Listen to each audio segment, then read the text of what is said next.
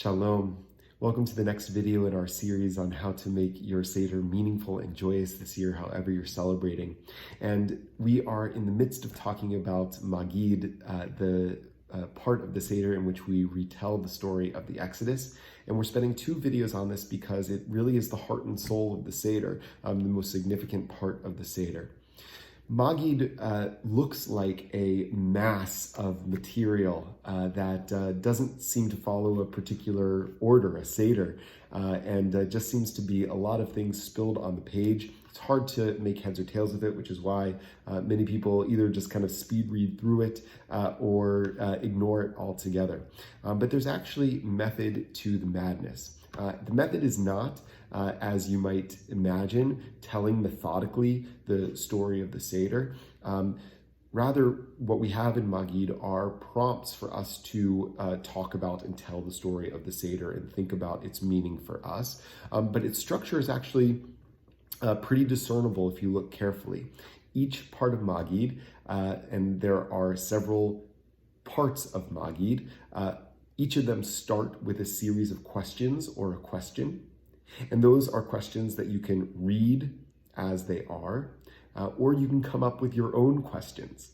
And then after questions, you have answers. Right? Why is this night different from all other nights? Why do we eat matzah this night? Well, let me tell you why we eat matzah tonight. So you have answers to the questions, and then praise. So questions, answers, praise. In each of the sections, you have the four questions. Then you have Avadim Hayinu leParo b'Mitzrayim, that we were slaves to Pharaoh in Egypt, as the answer to those questions. And then Baruch HaMakom Baruch Hu, right? Blessed is God, blessed is God. And each section follows that pattern. The four children are asking questions, and then answers, and then praise. So over and over again, that's how Maggid flows. So if you are thinking about how you want to construct your own Seder, think about what are the questions that I really want to ask here about the Exodus and about the meaning of the Exodus. What are the answers to those questions? And then how can we express gratitude and joy because we get to be here asking those questions and answering together.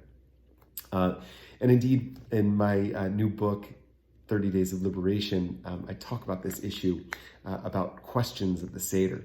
The famous four questions from the Haggadah are actually not questions at all. They're exclamations. Why is this night different from all other nights is better translated, how different this night is from all other nights. And each successive phrase is not an inquiry, but rather an awestruck observation. Passover thus begins not with inquiry, but with wonder. Appropriate, because so does the Exodus. I must turn aside to look at this marvelous sight, says Moses, upon seeing a bush ablaze but not consumed.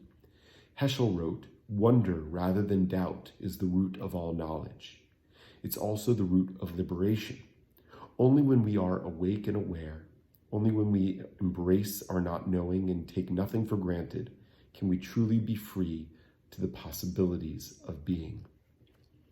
And so you can use the questions that are in the Haggadah to guide your conversation at the Seder, or you can live into the challenge that Maggid actually offers, which is B'chol dor vador chayav adam lirot et atzmo ki'ilu hu yatsa b'Mitzrayim. In each and every generation, every one of us is obligated to see ourselves as though we personally went out of Egypt. In other words, to tell the story and to think about the story in such a way as to see ourselves in the story, to see ourselves in the narrative. And as such, here are some questions that you might want to reflect on yourself, that you might want to ask others who may be joining you either in person or virtually at your Seder. Number one, when you look at our society, what is the Egypt of things as they are? Where is there injustice or oppression or narrowness or hard-heartedness in the status quo? Number two, when you look at our society, what would be the promised land of things as they ought to be? What would a society look like that stands in distinct contrast to the injustice, oppression, narrowness, and or hard-heartedness of our status quo? Three, looking at our society, how could we make an exodus? How can we break free of the suffering of the status quo as you see it? And what path would we take to get to the promised land as you envision it? And four, what role can you play in that exodus? And then you might want to ask similar questions, not in the social realm, but in the personal realm, deep down, what's going on in your heart and in your soul.